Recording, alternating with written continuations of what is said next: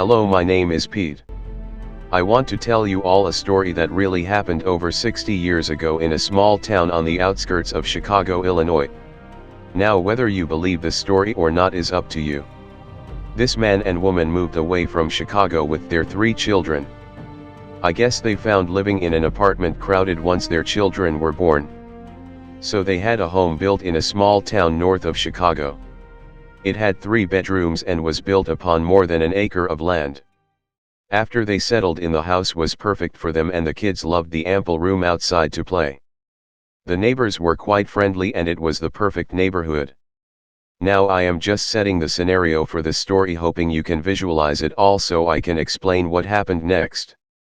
Back behind the house was the long green acre of land, and way in the back was a small area of woods. Just small enough to feel safe if you ventured into them. One of their daughters liked to explore and did so throughout the neighborhood.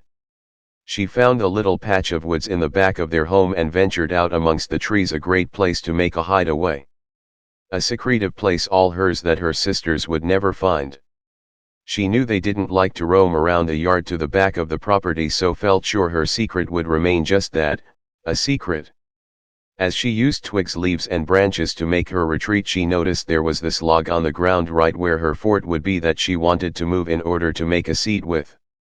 She shoved and pushed at the log to move it because she was just a child. It did not come easy. Finally it moved, and hidden under the log was a hole. The hole was about the size of the child's head, maybe a little smaller. This is what I was told by my grandmother, who relayed the story to me. You see, she babysat the 3 little girls which were her neighbors. The child looked deep into the hole and saw nothing, but in her mind she thought there was a fuzzy rabbit in it. She got closer and saw a red slanted pair of glowing eyes looking up to her. Then the strange creature started coming out of the hole at her. Its back and head had spiky horns similar to an armadillo but much bigger. Its eyes looked evil and scared the child so much she pushed the log back and ran towards her house. But like with any child, curiosity got the best of her and she slowly walked back to the woods. She slid the log over to see if it was still there, and to her surprise nothing was there, not even the hole. She ran home and told my grandma, her babysitter, who was there visiting. My grandmother told her it probably was just the little girl's imagination, but said she would go out and look at the area where it happened.